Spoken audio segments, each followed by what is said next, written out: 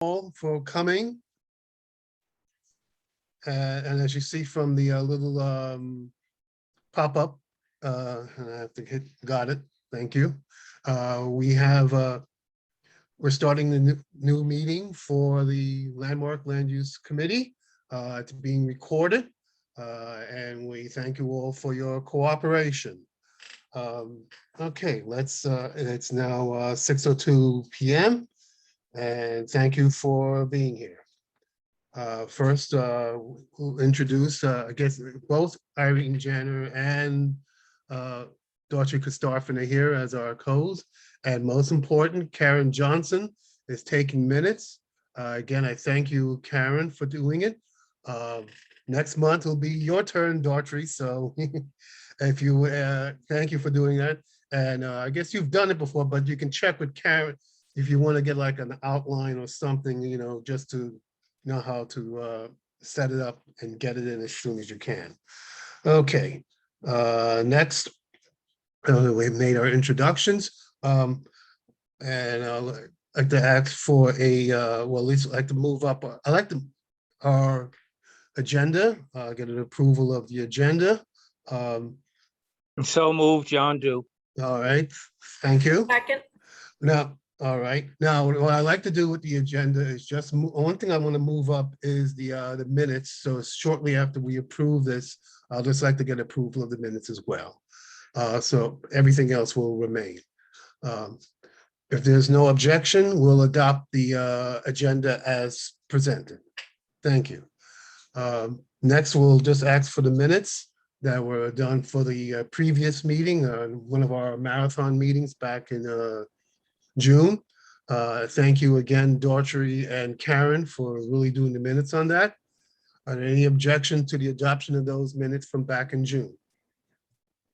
Hearing none, those the minutes Mr. have Gordon? been adopted. Thank you. Yes. Excuse me, Mr. Gordon, we just got notice that there are only 7 out of 14 members. I don't believe that constitutes the quorum. Please verify that. Well, we don't have 14 of us. We have 7, but we do have quorum. No. We don't have 14. Yes, the role, I'm sorry, the role is 14 members. If we're only No, 14 but members. we don't have Tony anymore, so. Yeah, I don't know why, I hate to say that. It's 9, 10, 11, 12, 13, 14. Oh, we have 14. Yeah, okay. So we have, for members, we have Hazra, Ernest, Esther, Daughtry, John, Bill, Elizabeth, Carlton, Brian, Irene, Karen, Judy, and Ellen. I think that's 14. okay, so So we need one more. Yeah. We need one more person.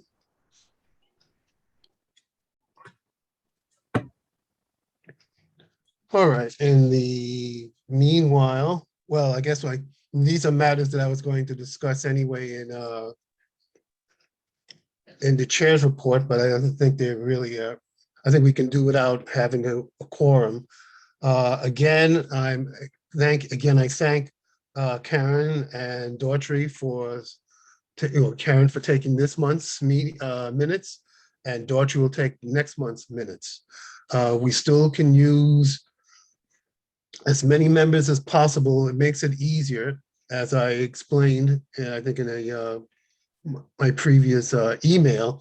The more members that we can do, but we can revolve the secretary or duties so that we don't have one person doing any more than 2 or 3 during this season, so to speak.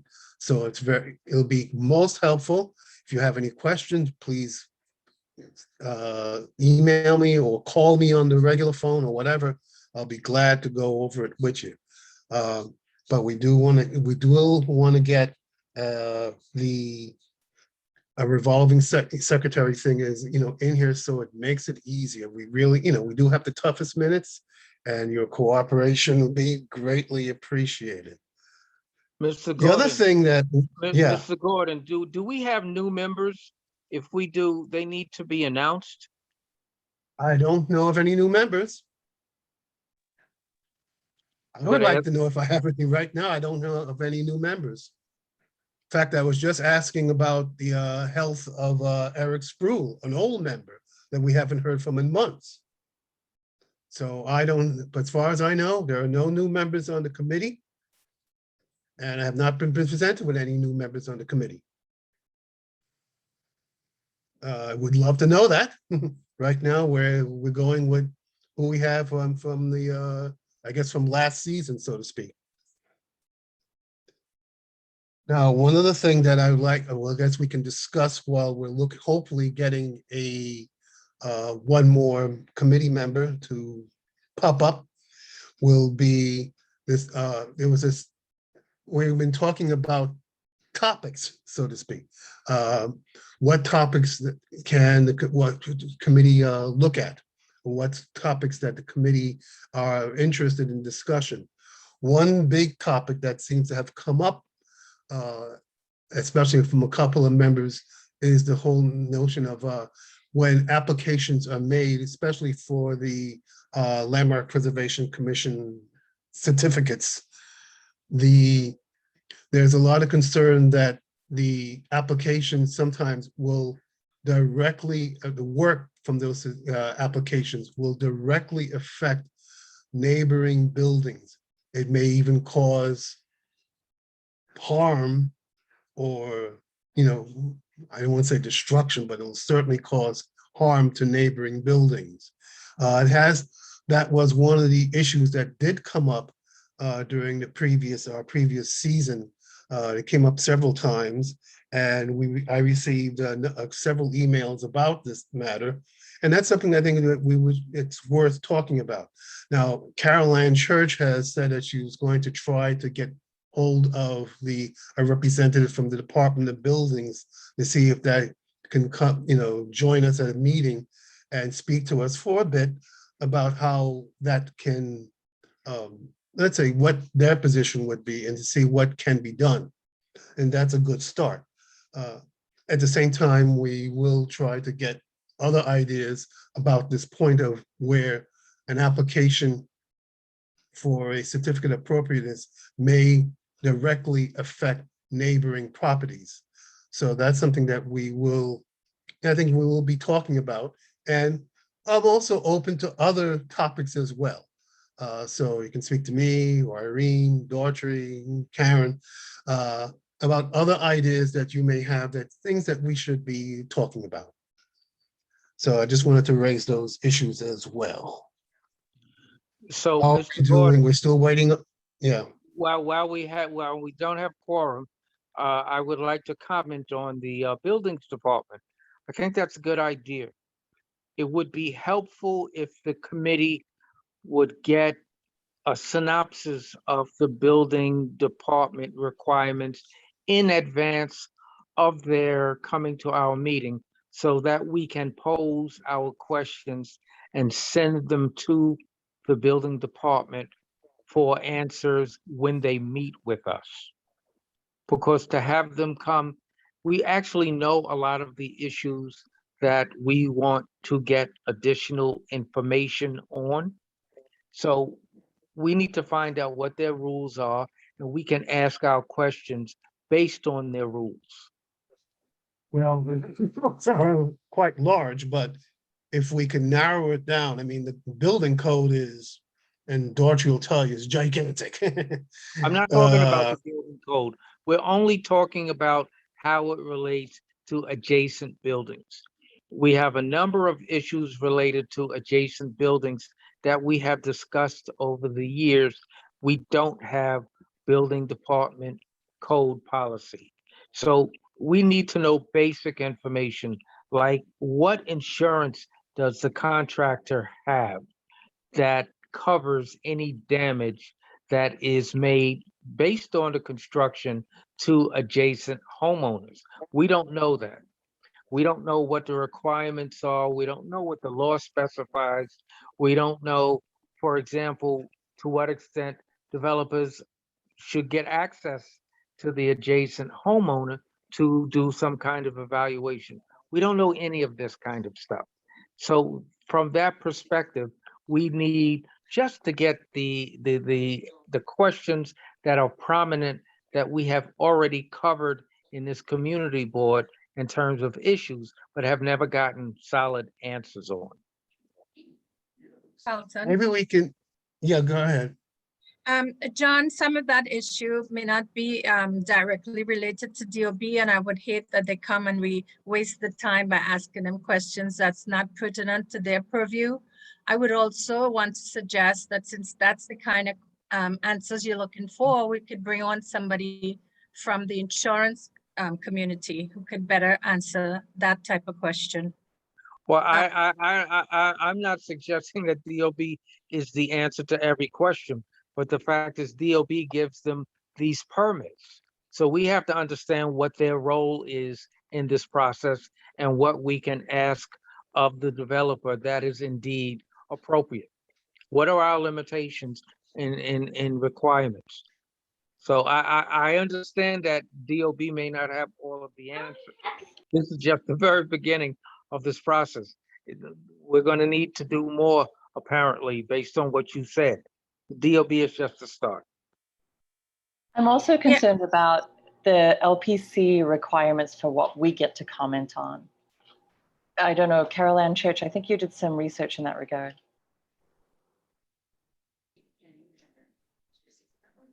I'm sorry, I've been trying to round up. I didn't quite get the entire question. I'm not sure how much say we have in DOB issues. We're considering applications based on appropriateness for LPC, and I think that you sent us some direction in that department about what we can and cannot comment on. I think it was related to the application with the tree and all that. And you were saying that that's probably not exactly what we can make a big, like we can't really make a stand about even though we want to. Yeah, well, the committee can comment on anything, but it's what's taken into consideration in terms of the application. What are the essential factors?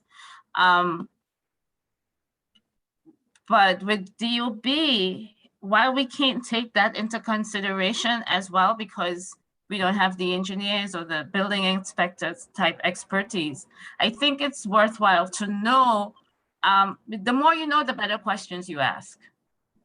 Thank you. Thank you. And so we can ask those questions of the agency. I think that's the best way to do. If we have a question, you know, if they can answer it, fine. If they can't, they can't. But I think we, you know, but the whole topic of the is something that we can pursue of the work that's being done and how it will affect neighboring buildings. I think that is of import.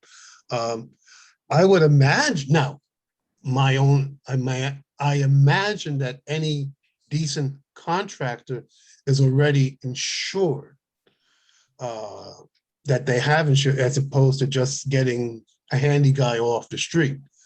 A regular contract who's going to file would normally have a company insurance. Yeah.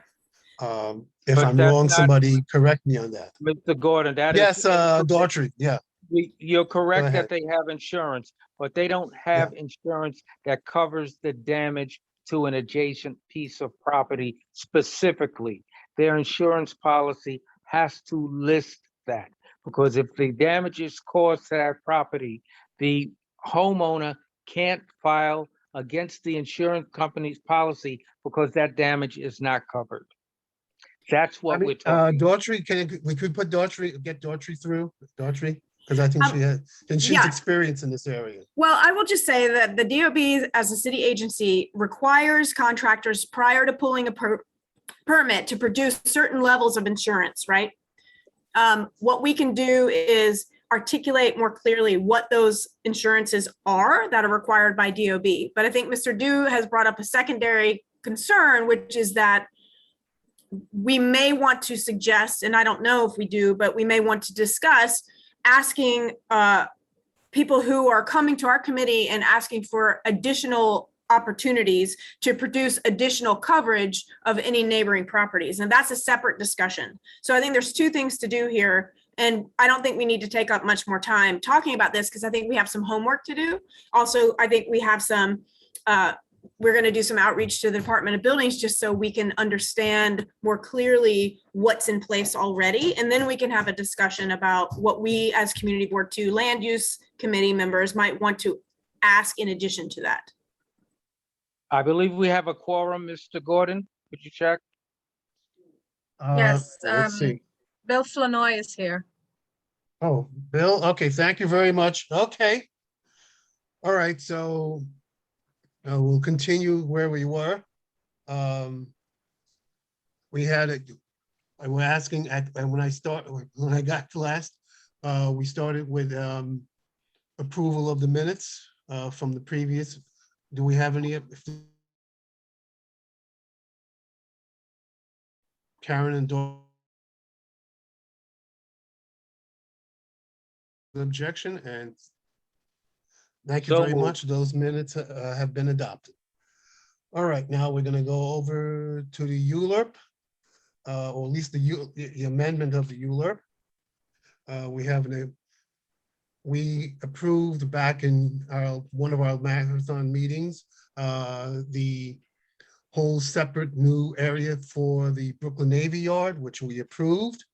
Now they've asked us to an amendment, and it's for, I'll read off the numbers, 210436 ZRK and 210462 ZM. And it's basically, well, two things. It's to modify the signage, which, allows for introduction of signage similar to that at the signage at the Building 77 as part of a new master plan development. And the second thing was to allow some minor adjustments to the type of buildings that will trigger the open space requirements, that we result in, further, more open space areas, in the new area for the Brooklyn Navy Yard. The Brooklyn Navy Yard people available, ready? Yes, we are. Can you all hear me? Okay, go right ahead. Okay, Oh, great. yes, I remember. I'm going to share my screen. And just give us your name again. I remember you, but give us your name. Yes. Hi, I'm David Ehrenberg. I'm president of the Brooklyn Navy Yard Development Corporation. Thank you, Mr. Ehrenberg. Yes, and thank you all again for giving us the opportunity to discuss our master plan and ULURP application. As we noted when we came to the community board this summer, there were a limited number of issues that we were still working through the details of with Department of City Planning that might require a text amendment.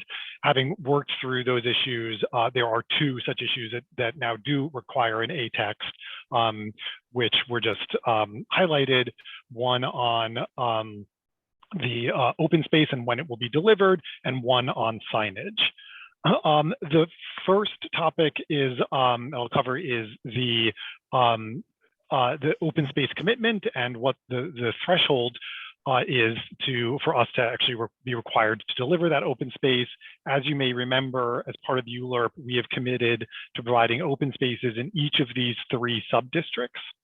On the Navy Street, Flushing, and what we refer to as the Barge Basin or Kent Avenue sites. The amendment would lower the square footage of buildings that would be built on these sites that would then require the delivery of the open space.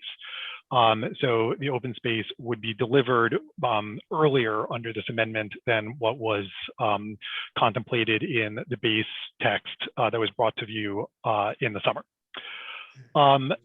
The other topic, as you mentioned, is signage.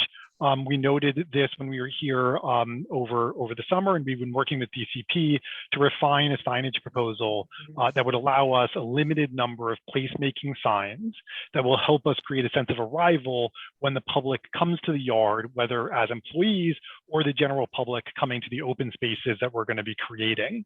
The signs that are contemplated in the text are consistent with the sign that we already have on Building 77, which you can see a picture of here. That's at the end of Vanderbilt Street, where Vanderbilt Street intersects with the yard. The text amendment would permit one sign in each of these sub-districts. So starting on the side near Farragut Houses and Vinegar Hill and Dumbo, there'd be one along Navy Street, one along, I don't know if you can see my cursor, but one here on Navy Street, one here on Flushing Avenue. For reference, this is building 77 where the existing sign is. So there'd be another one over here, and then one in each of these areas of the Kent Avenue overall district. These illuminated signs would be limited to 750 square feet, which is the standard for indirectly illuminated signs, and slightly larger than the 500 square feet currently allowed. The building 77 sign is approximately 750 square feet. They would also be allowed to face adjacent uses, but we would have to set them back 100 feet from our property line, except for on the Flushing site where the adjacent use is a manufacturing district and where no such angle issues exist under current zoning. And finally, the signs would not be allowed any higher than 40 feet above the curve level.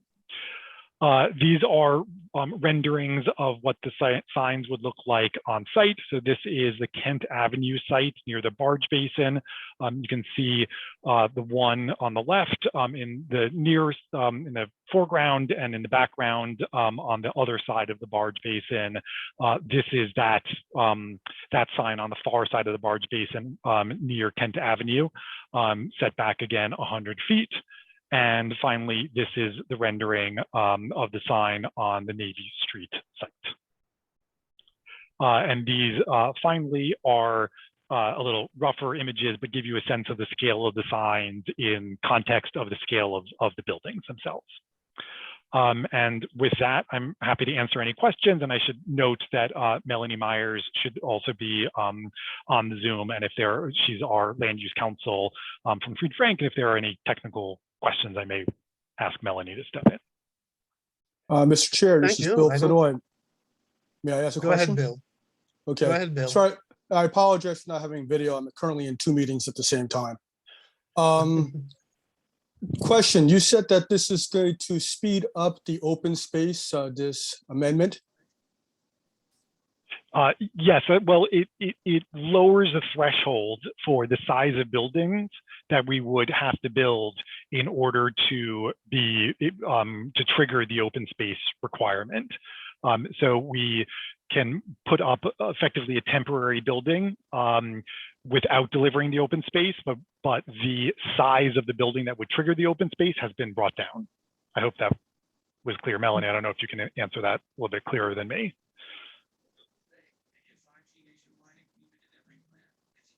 Okay, I don't hear her yet. Yeah. And the other question was basically the signage you have is going to be similar to the signage that's already established at the Brooklyn Navy Yard.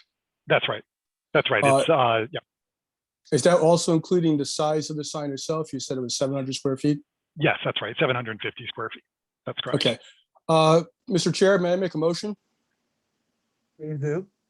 Oh, wait. Are we still in the, where are we right now? Are we still in these, are we in? If you want to make a motion, go right ahead. Okay, you're fine with that? Okay, motion to accept. Yes. Second. I'll second. Okay, we have, okay, duly second. Thank you. Any other comments or questions from committee members? Yes, I Board do have a members? question. My question is, how bright are those signs? How far away are you able to observe the signs? And will they have any impact on the residential, developments that face the Brooklyn Navy Yard? Yeah, I think this image gives the best example of it. This is an actual photograph in the evening. And I think you can see here that as a backlit sign, which is our intention for all these signs, the light really doesn't even come down onto the sidewalk here. And this sign is, I'm sure you all know, is immediately across the street from the Navy Green building. And we've never had an issue with that. Yeah, it appears that it's just enough light so you can see when you come up to the building, but it's not going to, light up somebody else across the way. That's right. It's also 100 feet from the perimeter of the Navy Yard district. That's right. That's pretty far for signage. So I don't think I don't see that there would be any concerns with that, Mr. Dew. Thank you. Okay. Are there any other comments or questions? If not, I guess we'll do it as a roll call. Karen, can you do that or? Yeah, sure. Okay, all Ready? right. Okay, Hazra? Yes. Ernest is not here. Esther is not here. Daughtry? Yes. John Dew? Yes. Bill? Yes. Elizabeth is not here. Carlton? yes, Brian? Yes. Irene? Yes. Myself, yes. Judy is not here. Ellen, yep, that's it. So I think it's we got 'em. unanimous. you got it. All Yeah. right, you have it. Okay, thank you With the all so Navy much. Yard. And again, thank you Mr. for the Greenwood? ongoing partnership. Mr. Ehrenberg, before you leave, can you update on any impacts on the Navy Yard as a result of Hurricane Ida? And what, Yeah. I'm sorry, go ahead. yeah, and I wanted to also ask about the buses that you run from Atlantic Center, whether there's an opportunity for the community to access that if they were going to the Navy Yard. Right. In terms of Ida, we had frankly minor damage, which was entirely related to tenants propping open doors and opening windows and just not closing them. But we did not see any systemic flooding like we did in Sandy. So, so that was good news, and the damage in general was quite modest. In terms of the buses, unfortunately, and I'm sorry, you asked this question before, Yes. and I got briefed on it from the staff, but then it's been a while. So, John, we'll come back to you with the technical reasons, but I do not believe that's possible because of the way that those buses are chartered and insured. But we will make sure to come back to you with a full answer on that. Thank you. Thank you very much. Okay, so we have approved the Navy Yard. Now we're going to move over to the Landmark Preservation Commission applications. The next one, well, the first one is 53 Pearl Street in Dumbo, the Dumbo Neighborhood Historic District. And it's an application, it's to alter the entrances at Pearl Street to allow for a, I guess, step-free or a an access-free, easy access up the steps, up the stoop, and it'll help people to get into the building a little bit easier. 53 Pearl Street, are you there? Yes, we are. Okay, thank you very much, and give us your name and affiliation. Hey there, my name is William Mandara. I'm the applicant of record. I am a partner at Mancini Duffy. My colleague, Michael Kipfer, is also here with me, who will be giving you a presentation as to the proposed renovations we're requesting. Awesome. Okay, whoever, go ahead. So this is Michael Kipper from Mancini. I'm going to share my screen.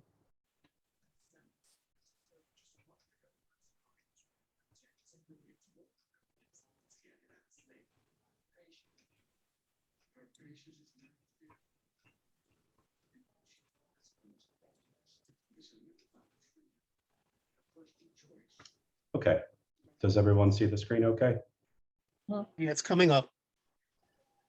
Awesome. Okay, so like Bill mentioned, we're at 53 Pearl Street right now in Dumbo. It's located in the Dumbo Historic District. We're just east of the Manhattan Bridge. And here we have the existing condition of the building.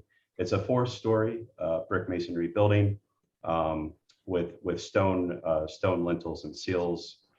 And then we have kind of these iron ties that are going through the facade of the building. Our scope mainly for this building, lies down on the first floor and ground floor of the building. Like Bill mentioned in the summary, we're just trying to make this building a little bit more accessible. Also, if you look at the existing condition, it's a bit beat up with exterior roll-up gates and louvers, and we'd like to rectify that to a little bit more of a continuous continuity with the upper floors. So our scope, like I said, mainly lies down on the first floor. What we're proposing is 4 window replacements, widening the main entry that goes to the first floor, and then making an ADA accessible entry that goes on to the upper floors. So I'll just flip real quickly to the historical photos that we've been able to find. Unfortunately, it doesn't go through the whole range of the building's history. The building is from 1880. We have a 1980 tax photo here that shows a bit of the building here. You can see the 2 entries that we're keeping. This one, it has a little bit lower of an entry going into the first floor. And then you have the other entry coming from the ground floor that eventually makes its way up to a stairwell going through the upper floors. Here is just more of the existing conditions coming away from the 1980 photos of how everything lies. You can see kind of this very rugged ADA ramp that gets patrons into the first floor. There is no ADA access to the upper floors currently. In a separate interior application, we are showing an elevator going up into this building to get people up. So getting on to the actual scope and design, you see here on the left is a computer mock-up of the existing conditions. You can see the louver, the roll-up gates, and then this smaller door going in right now. What we'd really like to do is just capitalize on kind of the consistency and rhythm that the upper floor windows give to the ground floor facade. And we're really just trying to kind of align things a little better so that it doesn't look so separated down on the ground floor. We'd really like the ground floor to not only address the sidewalk, but also address the building's character. So we're calling for just a new coat of paint on the facade itself. We're calling for an ADA accessible door right here, which has a little leaf to allow that 12-inch access that you need on the pool side, and then widening this entry to kind of realign this facade with the natural rhythms. I mean, if you kind of take these sight lines down that I'm just going to sketch out real quick, really trying to keep the sight lines of the upper floors down to the ground floor and keep it nice and consistent. And then we do have a stair landing going into the first floor. You'll see if I flip down here, here's an interior plan of how this building will become accessible. Basically, there's a small difference from sidewalk level or ground level to the first floor level. So we're proposing on the interior scope to basically make this a long ramp so that as someone comes through here, they would go up an ADA accessible ramp, and then they'd be able to enter the first floor or go back to the elevator that way. That way, on the front entry, we don't have to have this kind of elongated, put together ramp that really isn't even currently ADA accessible with its length anyway. And then with that, on the side. I was Sorry. just trying to figure that out. sorry, can you say that again? The ramp will be on the side or The ramp will be inset to the building. So this hallway Hmm. right here is inside. So we're proposing, instead of wasting kind of the sidewalk space and the ground floor space, we're proposing to just inset the ramp into the interior of the building. I'm sorry, then- I'm not following where that ramp is at that you're referencing, and maybe I just can't see it.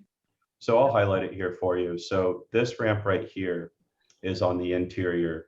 It's an interior hallway or vestibule, if you will, that goes up from the street level to the first floor level. And it's at that point that someone would be either able to enter into the first floor or take the elevator up to the upper floors. Okay, so there's no illustration externally of the ramp. That's what I'm asking for. Correct. There's no ramp outside. We're going to be excavating in the interior to accommodate the ramp. Okay. And so What with is 50, I see the 53 on the side. Is that going to be like that's the other entrance and we'll have a ramp there? yes, correct. This 53 that I'll highlight right here, this door right there, if you look in plan, is this door right here, if you can see my cursor. And you're going to widen that, correct? A slight widening just to make sure that we get the required pool clearance for ADA. And the degree of the angle at which you're going to have the grade for the hallway? I think It'll be a 1-on-12 slope. So to Yeah. accommodate. 1-on-12? Yes. Okay, thank you. And so with that interior ramp, we really don't have to put a ramp outside. And that was our intention with this. We really wanted to kind of clean up the sidewalk here without having to have kind of an elongated ramp coming out because we know that's not necessarily what was there historically. And we do think it kind of just cleans up the exterior. So with that, we're proposing a small stairway that goes up to a landing that then will go into the first floor in case it needs to be like a retail or a separate occupancy from the upper stories. I have a question about the stairs, if you don't mind. Yes. You have an existing encumbrance on the public right of way. I appreciate the fact that you're giving some of that back by taking the ramp and moving it inside. I think that's great. Can you just tell me if the proposed rebuilt stairway that's shown in gray there very elegantly is on the footprint of the existing stair, or is it larger? As far as the depth, I don't believe it comes out too much farther. The width, it is a little wider because we are widening the doorway itself, the door opening, to match kind of the width of the two windows up above. If I go back real quickly, you can see on this existing elevation. Yeah, I get it. Okay. Sorry. I just didn't want to, but so are you have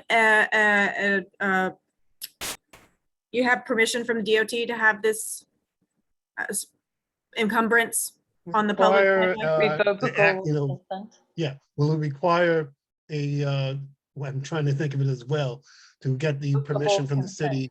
Yeah. Thank you. To get this full, do you need more space from the public sidewalk in order to do this?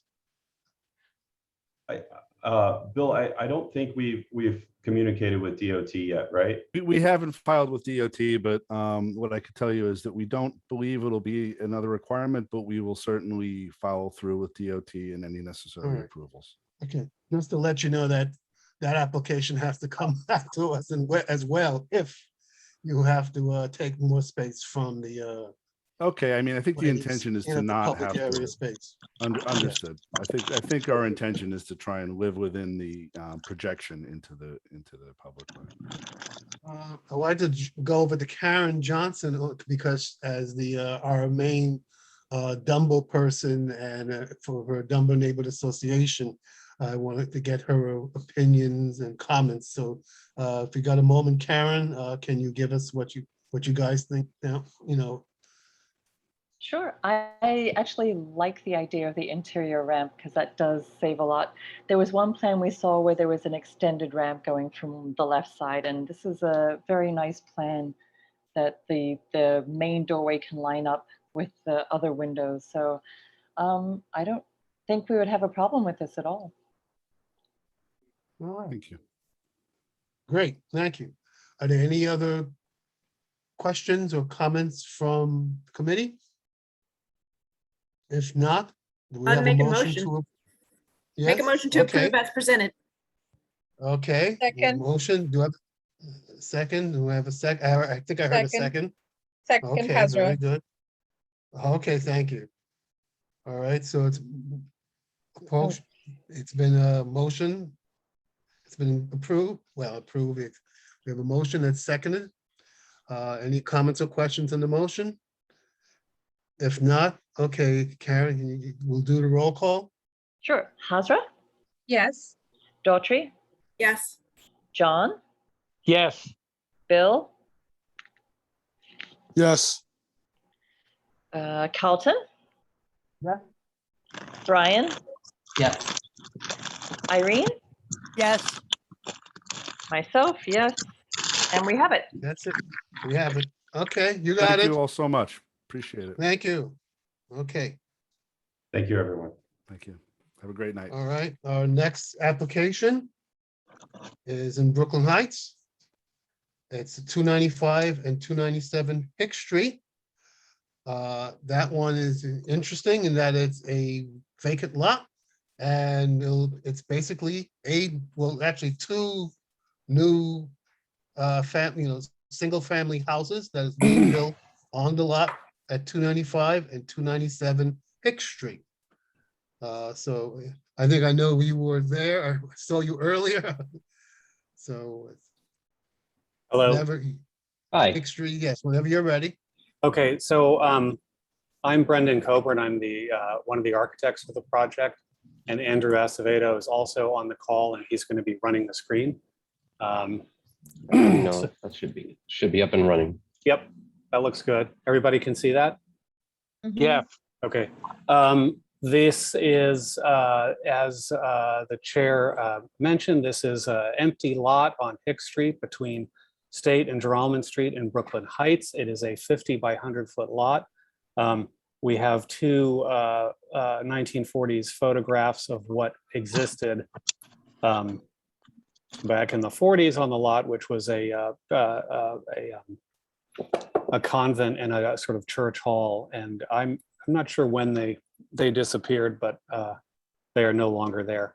Can we have the next slide, please? Actually, Andrew, do we have a slide that there was a previously approved scheme for this site? Do we have one that's just showing the three houses? Yeah, okay. I think we'll just start with this. This was the previously approved scheme, which was for three 16-foot 10-inch row houses, 16-foot 8-inch row houses on this site. This was approved, I think back in 2015, and for whatever reason, the developer and architect on this project abandoned the project, and the site was purchased by our client, who is developing the site for him and his family, and then a townhouse that he will sell. So can we go to the next slide?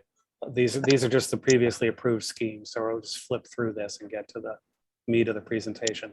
So this is the lot highlighted here in Brooklyn Heights, where we have a key on the lower right-hand corner showing the heights of various buildings in the neighborhood. And so Hicks Street between State and Geralman is a little bit of an odd duck in the neighborhood, in that it has quite a few carriage houses on it. It has also the very large engine company 224 building on the other side of the street, and then it has a sizable apartment building, which is the dark blue shape closer to Geralman Street that is, I think, 5 stories tall. Yeah, 5 stories tall. Our building, which you see there a little bit to the right side of the middle of the block, has a very similar zoning envelope to the previously approved scheme. It is 3 stories tall at the street wall. Andrew, if you could just put a line there, and then there's a 10-foot setback, and there's a 4th story there. So we believe it'll be a pretty contextual building for what it is. So let's go to the next slide. This is just showing the zoning lot information for this. One townhouse was going to be 27.5 feet wide, and the other townhouse will be 22.5 feet wide. Our client, who is the developer on the project, is a couple, and they have 3 children, and they will be taking the larger of the 2 townhouses. Can we take the next slide, please?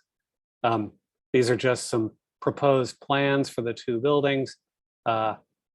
They are, townhouses. They're a little bit unusual in that they are right at grade level, which is something that is happening directly next door, and then across the street where you have entry at grade rather than up a small sort of traditional stoop. We go to the next slide. Okay, so these are design, these are elevations for these projects. And you can see that our two buildings are sort of reading as a, on the one hand, a single facade composition, and with a large off-center arch that recalls a lot of the arches that you see in this particular stretch of the neighborhood. And we will have elevations later in the presentation that sort of make more sense. I think that the computer is pixelating in a sort of unfortunate way here, but you can see we have two carriage houses to the left, 25 footers, all brick construction. And then we have a sort of more typical row house that's 5 stories to the right of our project. Yeah, 5 stories. Although it's really 4 stories plus a basement because that particular building has lost its stoop at some point. So our building, the sort of brick portion that you're seeing is the 3-story portion that's right there in the front. And then there's the 10-foot setback, and there is a terracotta roof that is sort of a modern interpretation of a mansard roof, and that is slightly tilted back, and then has these doors that open up onto a roof deck at that level. You're also seeing solar panels on top of the building. As of 2020, there is a requirement now in the New York City Code that all new construction and significant renovations have to attempt to have either a green roof, occupiable roof deck, or solar panels on the roof. So in this case, we are doing both a roof deck and solar panels for this project. Can we look at the next slide? Yours, just to be clear, just going to say yours is the darker, I guess, darker gray. Do you want to go back, Andrew? One. Yeah, it's these two. The darker grays are yours. Yes, but those are brick. This is just a black and white drawing. Right. Yeah. When we get to the like color, red brick probably. Yeah, it's very, very contextual, but in a sort of modern kind of way. This is the rear elevation on these buildings. So you are, the buildings on either side of it extend, well, the building on the right to the north extends further than our building, and then our buildings line up with the back of the building on the left. And then we have a slight setback again on the 4th floor, which is not required per se, but is actually the extent of the zoning envelope that we even have available to use. So next slide, please.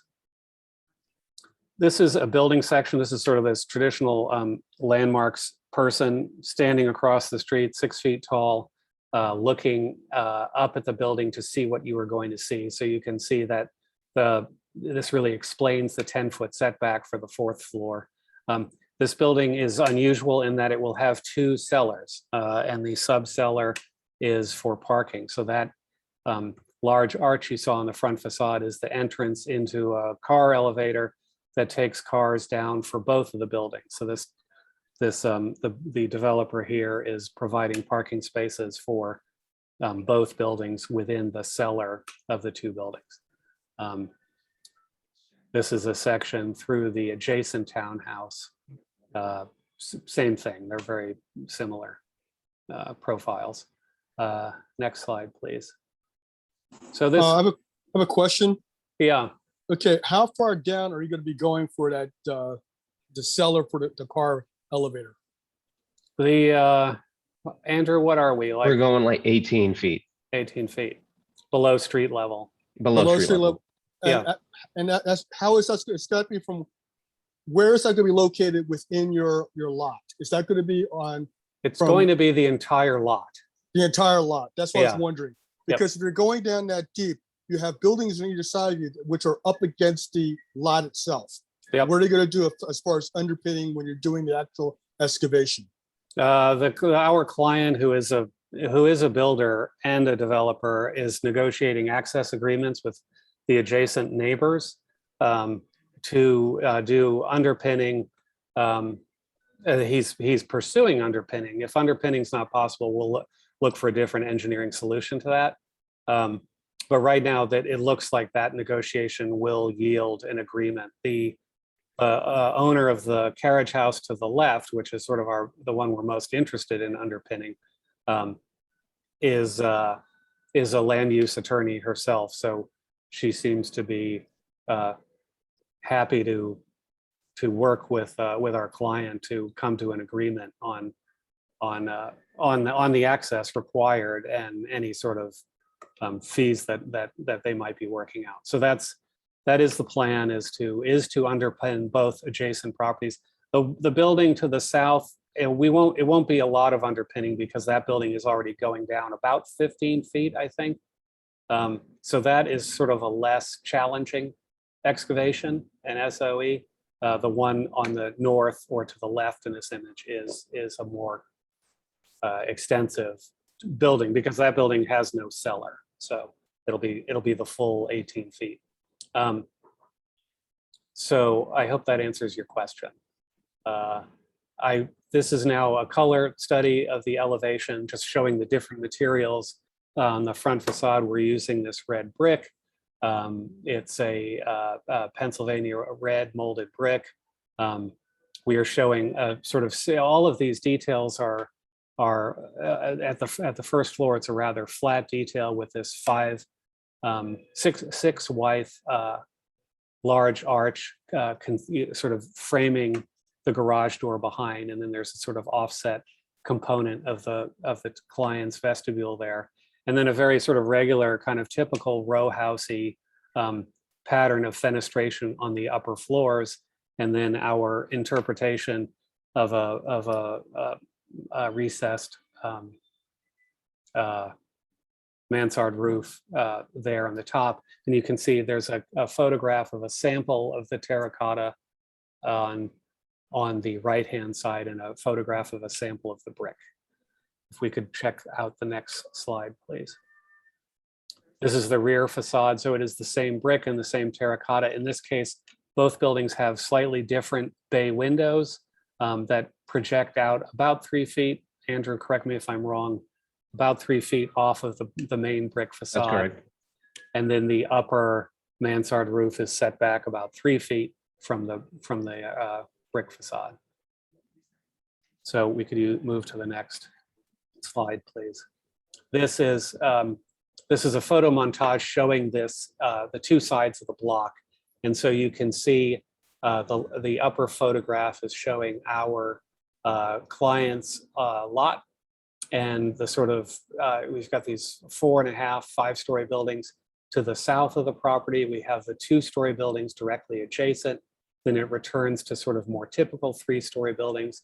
And then we have the 5-story apartment building there on the left. Opposite the site, you can see in the dotted line, we're showing the buildings directly opposite. It's mostly 3.5-story, pretty typical brick row houses. And then a little bit over to the right, which is the north, you see this string of 2- and 3-story 25-foot carriage houses. These ones are rather symmetrical. And then there's this pair of asymmetrical 25-foot row houses that are quite quirky. And then we have the neoclassical firehouse, which is a real, sizable, robust, strong building. And then finally, we have the 6 composed Queen Anne townhouses on the corner. Also, all of them displaying interesting plays on the idea of an arch. So we feel that there's ample precedent within this very block for this sort of playful architectural element, which is the half arch on the garage. Can we, next slide, please. Okay, so this is a photo montage showing our building on the lower drawing inserted into the context of the block, and then the upper drawing is showing the previously approved scheme. So I think it seems to me that they both will sort of have the same impact, I believe, on the block, which is contextual, and it fits in and will without too much time sort of disappear into the fabric of that stretch of Hicks Street. If we could pop to the next slide, please.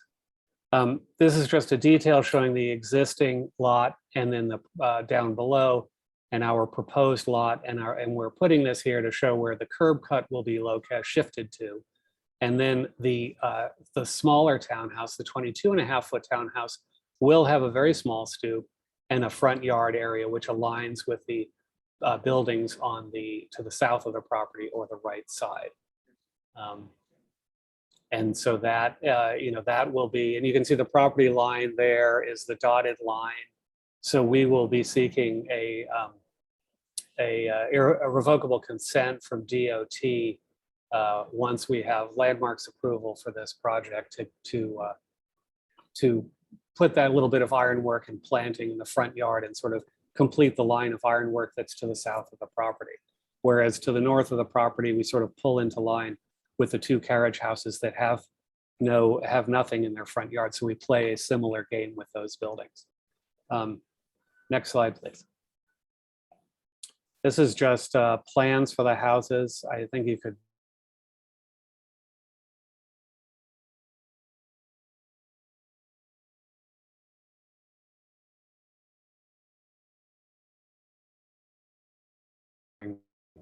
upper floors. Both houses have elevators.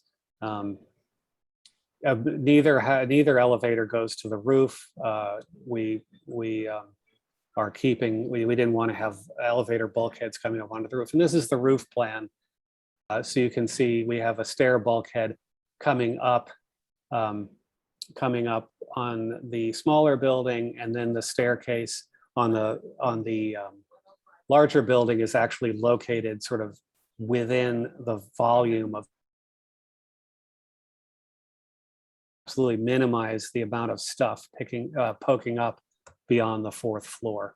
And yes, there is a swimming pool on the roof, a plunge pool.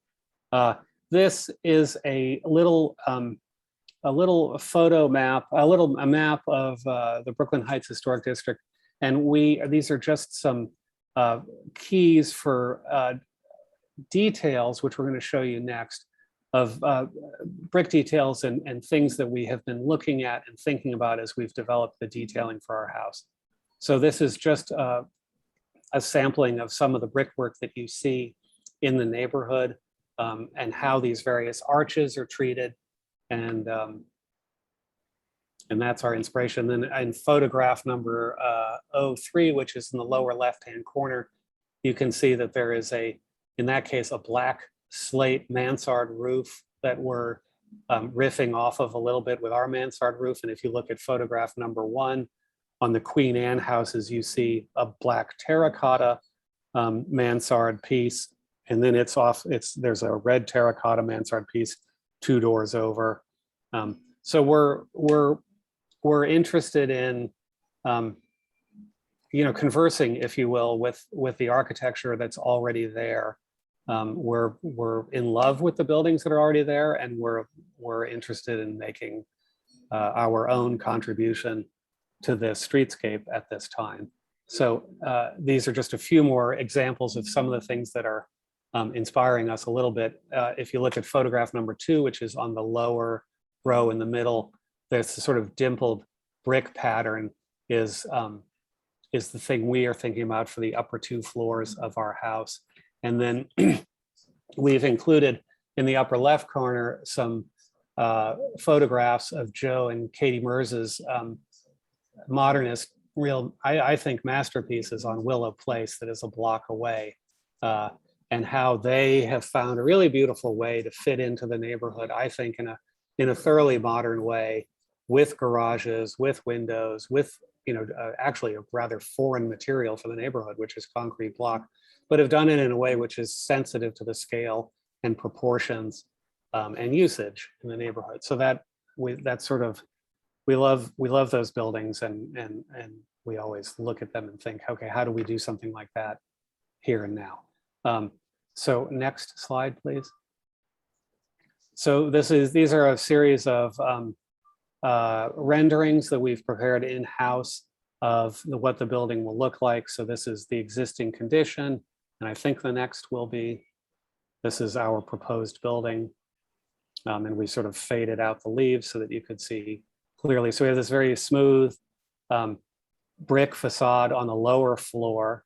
And then there is a continuous bluestone windowsill that runs along the base of the second floor and is the place where we start this sort of variegated brick pattern on the upper two floors. And then you can see the smooth brick cornice at the top. And then from this particular viewpoint, the mansard roof is not visible. It's sort of too far back.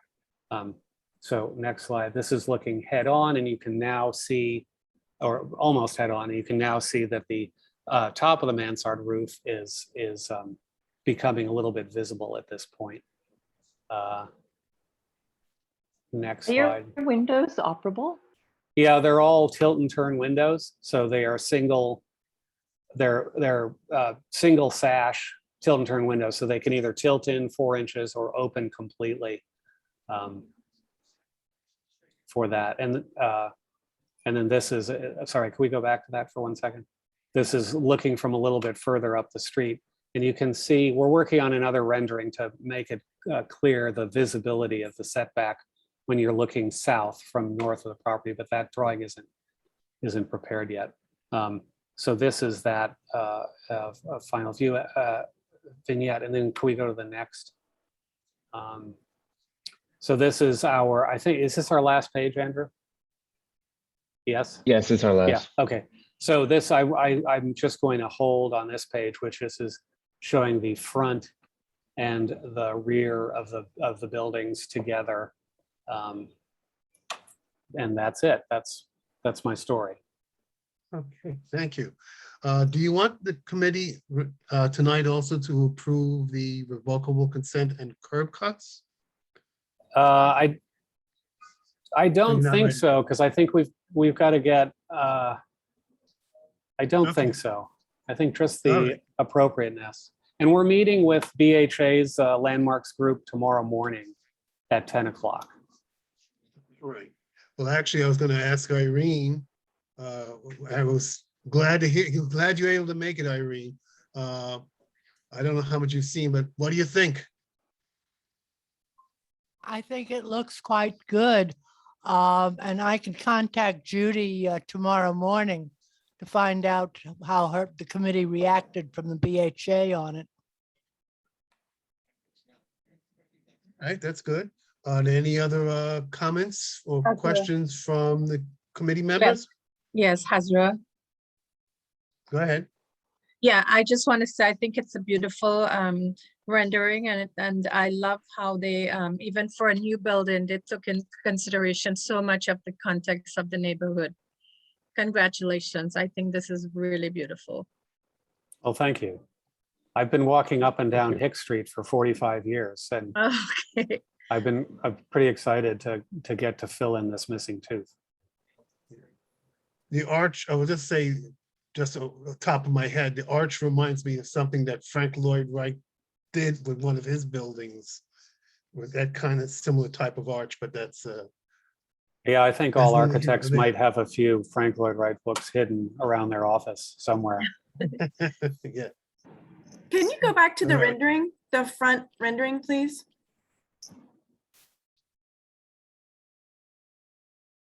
That one? Oh, any of them are fine. I think, you know, as an architect, I'm very impressed with what you're trying to do here. I'll hold my editorial. I work in homeless housing, so I have to withhold my editorial comments, which Yeah. I will. But I just did want to ask you, you're showing several courses of corbelling over every window. Is that Yeah. accurate? Yes. Okay. So the detailing on the building is very impressive. And my other question on this is the mansard roof, I think, is reading as a railing almost, but am I reading it right and seeing that at the very top, that's the top of the mansard roof? Yeah. And Okay. but that's 10 feet back. Okay, understood. So can you go to the flattened rendering that one of the, you can go to the end one? Because I one of the think things, the end page, right? The last right, page. yeah, just one of the flat 2D. Yeah, Yeah. perfect. So one of the things that stands out to me, the only thing that sort of, I feel like sort of made me go, huh, is how high the top floor is reading. And I wonder if, is that because of the plunge pool? Well, because the plan was to have all of this activity up on the roof deck and air conditioning, cooling units, and this, that, and the other thing, we decided, and you can see, can you, Andrew, can you just put your line on the where the floor level is up there?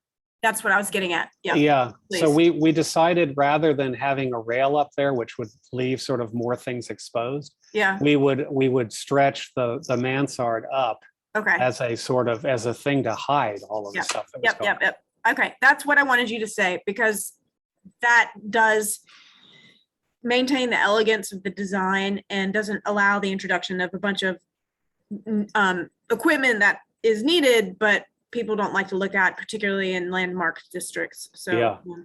Okay, understood. And then the ladders, they're the required segments of egress from the roof? I actually, Andrew, are those? Yes. Would those, that's come in recently? Yes, because if you look at the previous proposed drawings for the Yeah. last, when there was 3 row houses, they also included the fire ladders, the ship ladders going up too. It's Oh. a FDNY requirement. I might try and get that thrown out, but Yeah, I would okay. suggest that, just because I know for this kind of occupancy, you don't need 2 means of egress off the roof. Now, the fire department is a whole other discussion. They have their own rules, they have their own requirements, but I would say if you can get rid of those, I think it would help further your design. yeah, we had designed it without it, and I think we're probably doing a sort of overly, what's the word I'm looking for? Sort of overly literal interpretation of the code. And I know that I've been able to get the fire department to waive the requirement for those on other new construction projects we've done in landmarks districts. So that's something that Andrew and I will work on. Although I think for the purposes of this presentation, it's better that we have it shown until we know that we can get rid of it. Your secondary means of egress are will be out the other side of the building, right? They don't need it. Yeah. Don't need Walton, it? they don't All right. need a second means of egress in these buildings. Okay, My final question, just quickly on this rendering, is you're showing pergolas, I guess, for plants and shading on the roof? Those or- are our solar panel trellises. Yeah. Okay, great. okay. Are there any other? Yes, Comments? Carlton. Yes. Yes. For Mr. Brendan, you heard our earlier discussion about how the neighbors' properties are protected. I understand you're going to be working closely with the neighbor on the left, and that neighbor is an architect or an engineer or whatever. But the neighbor on the right, you're going to be digging down whatever number of feet in order to create the essential parking. How is that neighbor's building protected? Well, both for a project of this type. Okay, so as it's designed, as it goes through the building department, we have, our structural engineer is filing documents with DOB that the DOB will see this and it will trigger an SOE review, which stands for supportive excavation. That what the building department will say to us, you have to have access agreements with the neighbors, written access agreements with the neighbors that allow you to dig these holes. So, we have a client who's a very sophisticated builder, and he is handling that negotiation himself. When we are, if in other situations with other clients, we might help guide that process more. But in this case, this particular client is fully capable and is in the process of negotiating those deals himself. And the building department won't give us permission to dig this hole without those agreements, because it's this is a really hinky hole in the ground in a landmarks district. So everybody's going to be all over this. There'll be elaborate seismic monitoring and optical monitoring of adjacent buildings. I think it's 90 feet in every direction. So That's all required before anybody is issued a permit. So that will have to happen. And that stuff is all really well spelled out. It's not really well spelled out in the building code. It's spelled out in the building code, and you have to kind of pick your way around the code book to find all the sections that cover it, but it is there, and it is the protections are pretty good, because here in New York, we're forever, digging underneath other people's buildings. So my experience with having to comply has always been that there are a few things that the building department pays closer attention to than excavations and foundations. Thank you for that, Mr. Brandon.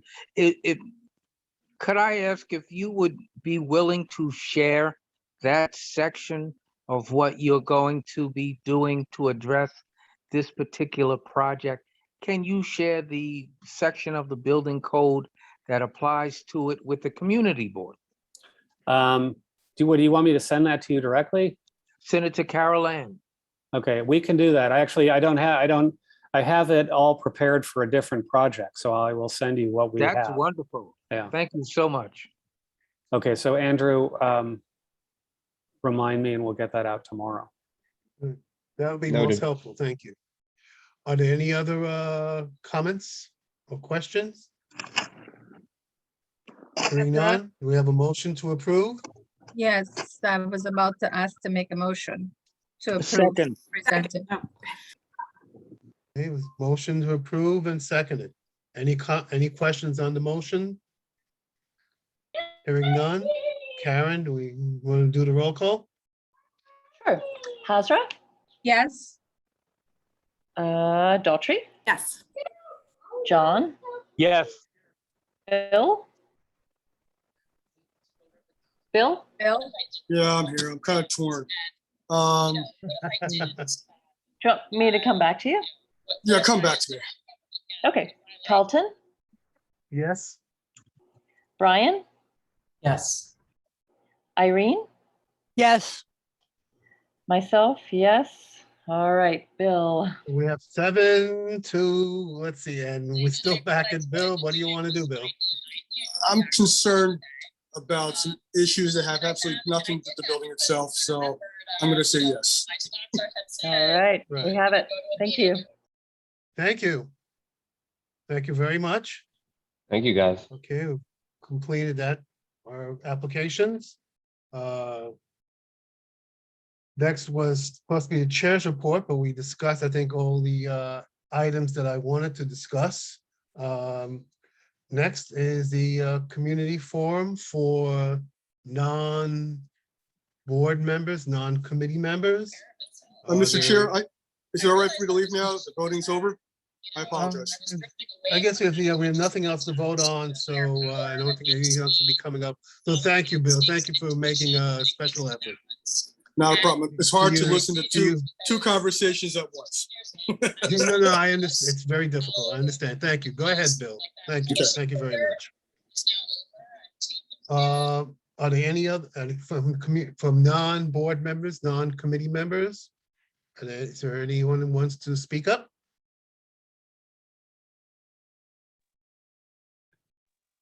Hearing none, then we will go on to the other business. Is there anything else that committee members or board members wish to bring up? Yes. Mr. Gordon, Go ahead. this is an issue that we've been needing to talk about at the Land Use Committee ever since we did the ULURP of the upzoning of 2004. Coincides that upzoning with the fact that we have more homeless in the city of New York since the Great Depression, as is being reported all over. Downtown Brooklyn has 40 skyscrapers as a result or subsequent to the upzoning of 2004. We also have a very extensive homeless population. If we were in Israel, downtown Brooklyn would be Gaza. And the land is being fought over. but we are not. We are in the United States. So that land was cleared out by city policy of upzoning and of condemnation of buildings and by eminent domain. The folk that live downtown Brooklyn were removed. We have all this housing down there, and the folk downtown Brooklyn that were removed were not accommodated. We were told that the development would be half residential and half commercial so that there would be jobs. We've gotten 100% residential and no jobs to speak of. Now, the Albee Square Mall and that kind of stuff is irrelevant because that was there before. So we've done all of this. We got none of the community benefits that we were told were going to be part of this upzoning. That included ADA access to all of the train stations, all of the subway stations. We've gotten none to date. The park that we were supposed to get has been cut in half and will now get 15 minutes of sunlight a day, given all of the high rises that will surround the park. The public toilet that we were promised is not in the cards. We have all this homeless. We've said nothing about this. You should know, I asked the previous district manager on numerous occasions to ask city planning to come back downtown Brooklyn and do an analysis of what this is all meant to Community Board 2, and it has not happened. Yet this homeless population and this AMI formula does not work for our community. This is a problem throughout the city, clearly, with all this homeless that we have. We have to understand we work for the community of today, not the community of the future. What are we going to do about that, Mr. Gordon? I throw the question to you. Only thing I can think of right now. Well, first, homeless people, we don't know where, if it's definitely people from our immediate. That's or, irrelevant. You know, blocks. That's right? irrelevant. All right, they come anyway. They'll come anyway. The only other thing we can do is if we want to make a new proposal concerning any new buildings that are coming up, although we can't really get hold of a lot of them because a lot of them are going up as of right. But we can, as we can make a proposal. I don't think we can solve this problem tonight. I'm putting it out. I certainly have some ideas. It should go on the agenda. We should hear from other folk about this particular issue.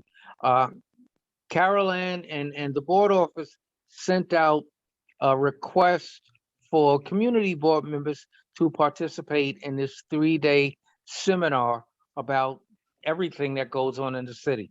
This morning, there was a discussion of homeless and evictions and all that kind of stuff. And they actually do have some plans to address it, but we have not addressed the cause of it, which is this AMI formula that actually excludes most of the folk from our community.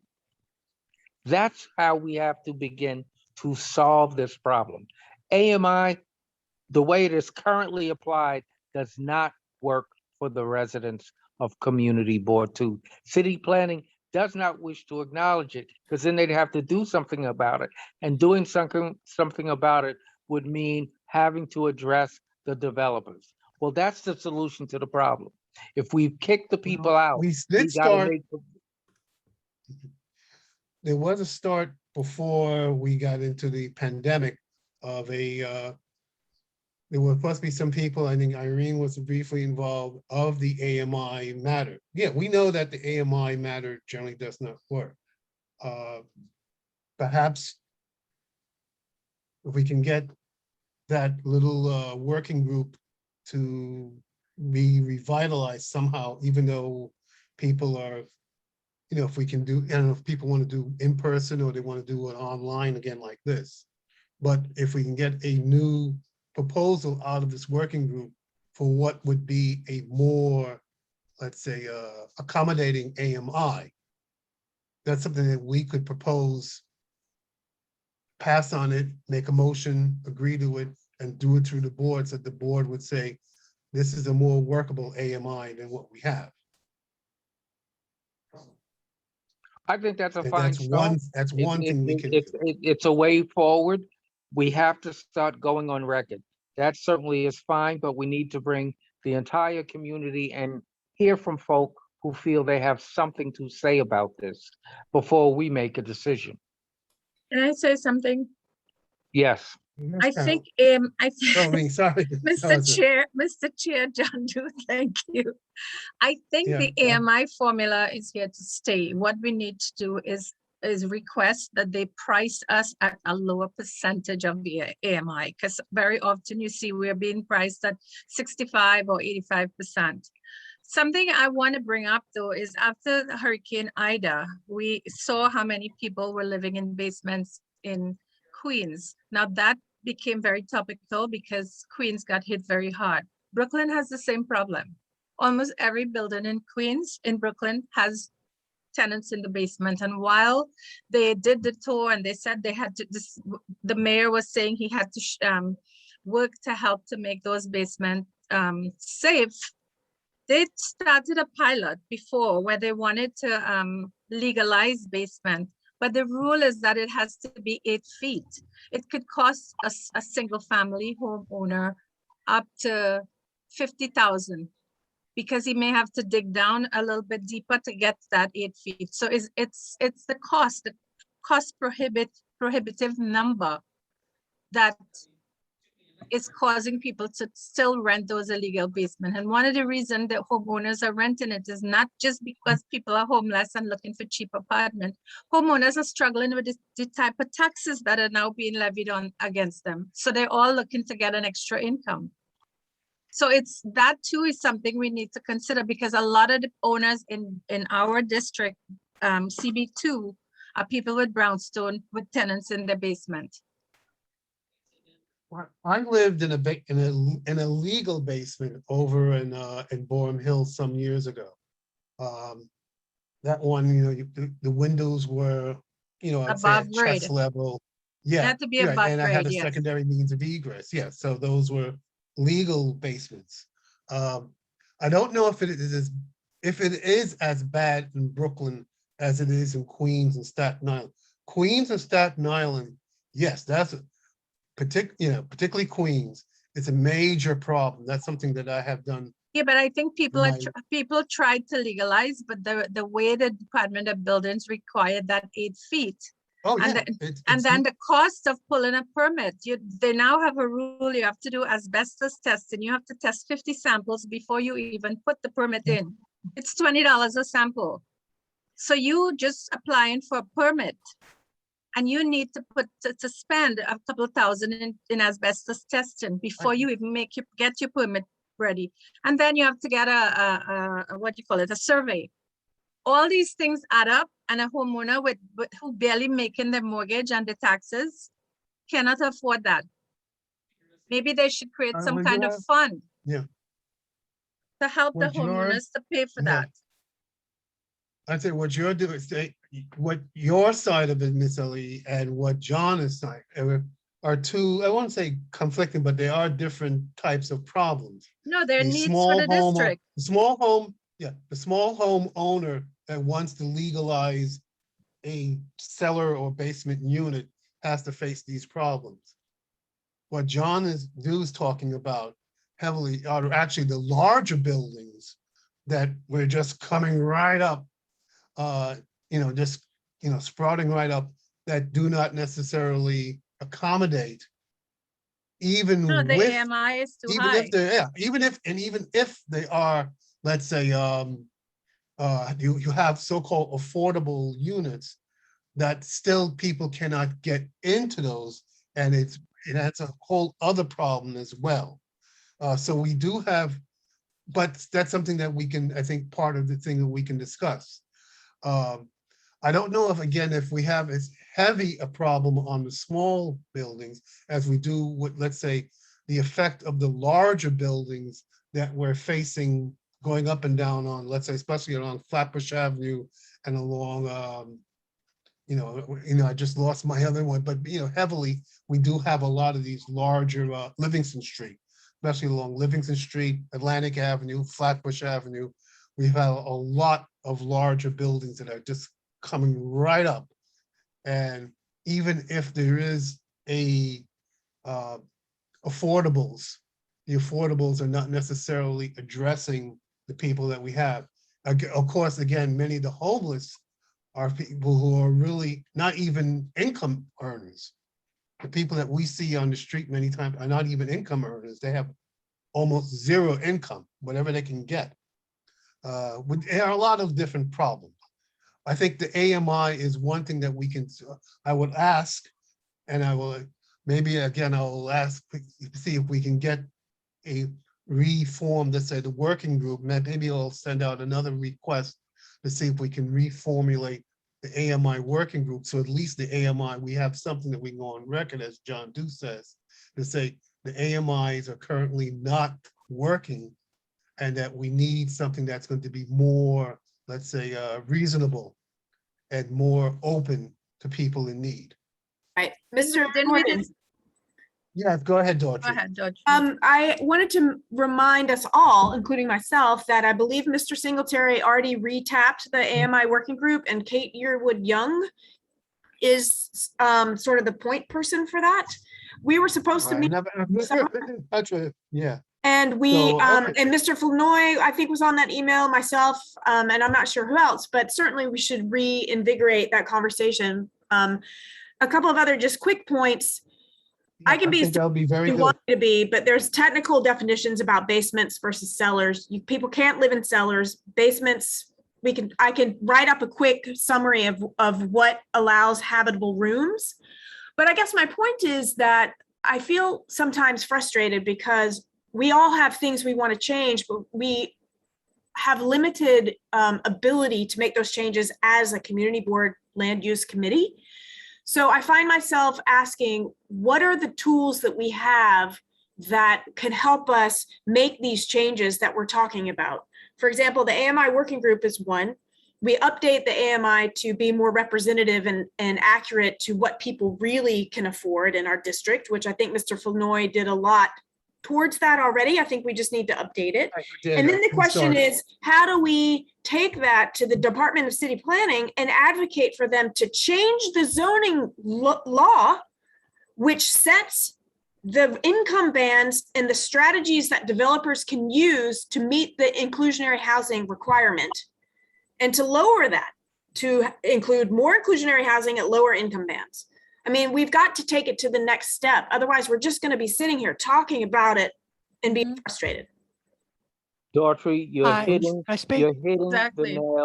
you're hitting the nail on the head. We have to establish a position and get all of the appropriate city agencies and elected officials on board with it. We have to call them out on it. We have to present the issues that these policies have caused, not only in Community Board 2, but throughout the committee. And I will add that because this policy has been in place, we have 40 buildings, and we're now getting ULURPs out the wazoo, when we were not supposed to get any ULURPs after we did the upzoning, because Community Board 2 is a desired location and the developers see dollars. And So I would they say, come in- too, I'm sorry to interrupt you, but I think that is also another tool that we have at our disposal. People have to come to us. So I think that we should say to them, we want more from you. You give us more, we'll be more receptive to your requests. You give us what we want to help our people in our community get quality housing. And we will listen to your requests for more bulk and more height and more density. If you don't do that, I think, may I speak? Cyrene? Yeah, Irene, I mean, yes, we go ahead, have Irene. basically from before, we have all the numbers which demonstrate clearly that a quote affordable housing is not affordable. And it's all tied to the AMI, which I think is a legislative thing. I think we really have to recruit, and especially now we have new council people. We need to recruit the politicians, because us going to city planning, they ignore us. They have always ignored us. When we vote, we're only advisory. We have got to go to people who may be able to actually change the rules, because we can't. Well, we Okay. have gone to city planning in writing. We need to invite city planning to a community board, to this forum. Let somebody from city planning actually begin to hear this. We have to start truly planting the seeds. So yes, Irene, you're absolutely correct. We have not done enough from a community board perspective to notify everybody involved that the current policies are unacceptable. We have to get them changed. And the other example, I just have to say this. We did not approve 130 St. Felix. That applicant came to us for a 24-story tower in a historic district next to a landmark building, because they have no respect for landmarks or the community board. And when they came to us with their community benefit, which is an expansion of the Brooklyn Music School. I shared with all of you the controversy surrounding the Brooklyn Music School and Music Academy. We got nothing but a series of lies. And the developer came to us with his community benefit. It wasn't our community benefit. I would have asked for ADA compliance for the G train station that's a block away. Brooklyn Muse is nice. That's not for the community. That's not a community benefit. ADA compliance in a train station entrance, that's a community benefit. That's what we need to focus on. We have to develop our priorities and make everyone aware of what our priorities are. They So come to us with nothing. there are Go two ahead, Brian. issues here, right? One, I think that there is unanimous consent to move, the AMI issue. And I think that the most that we can do is make a motion as a committee to write letter to electeds, to city agencies, and say, we want you to support these legislative changes. And that's like the most that we can do officially as the committee, and then the board can do as the board. But on the second issue, I don't think that there's necessarily agreement in this committee, right? It's, I think that there is a agreement as to, hey, if the developer were to offer these things, we would say yes. I think that, and some people might feel that way. Other people might feel there is no amount of, affordability. There is no amount of, community benefit in the form of transit improvements, which, to be honest, are quite costly, that would justify added bulk of a certain amount. And I think we should at least acknowledge that on the second part, if we do want to come up with some standards for what we would like to see and what we would exchange for more bulk, then we should be clear about that, because I don't think that we agree. Okay, here's what I Can I like say to do is we got a good, yeah, okay, go ahead. And I'd really like to echo Brian. I don't know in terms of big picture how effective the suggestion will be, but I think it's necessary, because this is a conversation I've heard before. And what is it that the board or the district residents would like to see in terms of community benefits? And there should be some sort of distinct sense of what that is, some tangible statements of what that is, that don't just come up when we have an application. Because when we have an application and we're reviewing it, sometimes because we haven't solidified that idea, the thought doesn't get articulated, and opportunities are then missed, and it just might be a no vote, rather than these are the things we would like to having that list. So maybe that's something, I could put I could start a document in the committee drive, and folks could just write in ideas. Like, what is it you'd like to see developers give, or what do you think what the needs of our residents are, and how can that best be had through the applications that are reviewed. That's a great idea, Carol Ann. Please do that. Yes, I think that's a very good start. I will tell you that developer who was presenting today heard a lot of our earlier discussion. That's very important because the developers have their own group and their own ways of communicating amongst themselves. So that's why Community Board 2 is in the position that it is. They've already communicated amongst themselves that we're an easy get over. And this is what you need to do. We don't say anything to them, and we've said yes to all of the applications, which means whatever they present, Community Board 2 is going to approve. And I will tell you, throughout the city, because we were upzoned in 2004 and we were first and we got the 40 buildings and nothing for it, that's going around. Carlos from Sunset Park actually was interviewed and said, we don't want to happen out here in Industry City what happened downtown Brooklyn. And so they denied the upzoning for Industry City. We've already been pointed out as a community board that got nothing for all the 40 buildings.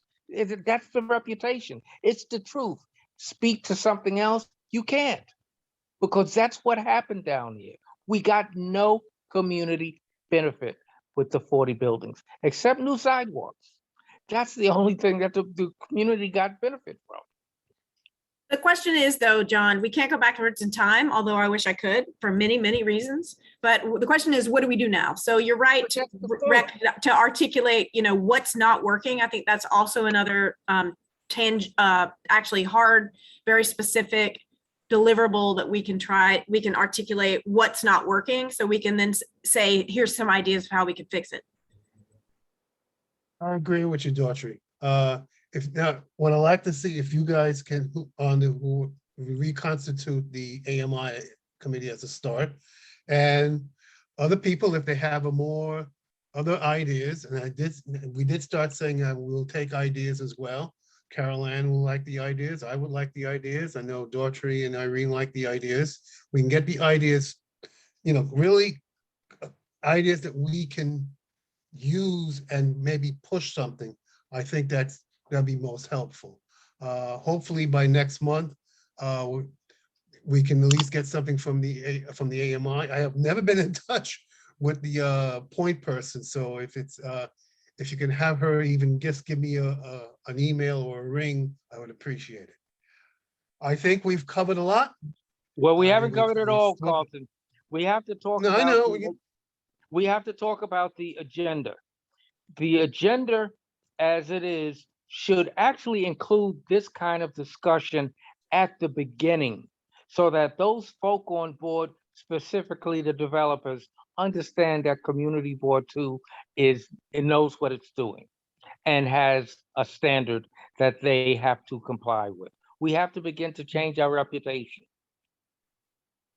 Well, the agenda basically still set through the board office. Maybe we can do more work around it. I'm sure Carol Ann may have an idea. If you have something that Carol Ann can do to reformulate the agendas, the monthly agendas, that's fine. But we still have to do the LPCs and the ULURPs and all the other things that that require our vote. Absolutely. But for now, I think we've covered a lot. One more thing. Also, apart from putting in ideas for developers to consider, if anyone hasn't yet added any suggestions to the statement of needs spreadsheet in the drive, you still have an opportunity to do so. By all means, I think that's right now. Usually my concentration is just let's get the the ULURPs and the LPCs and the other things that we have to vote on to get those things through. I try to come up with a couple of things. I can't always think of ideas that will push that you may want to push. So I'm dependent upon others in the committee, other people, others as well, non-board members and non-committee members. You have ideas, please express them and let's see if we can make it work somehow. At this time, I think we can like to conclude. And I'll make a motion to conclude. Motion to adjourn. Thank you very- Second. Thank you. Thank you very much. Excuse Thank you, me. everybody. No, Carol, we don't have quorum. So All right, so uh, we we'll have conclude. to All right, adjourn at the beginning of the next we'll meeting. adjourn the next time. All right. Yeah, What is that? sorry. Yeah, Carol Ann? Since Bill I thought you left, meant but we all had right. to sit here all night. Okay, that's all right. Well, Until next meeting. Okay, Okay. Okay, we'll all right, conclude. good night, We'll everyone. formally conclude it at the Good next night. meeting.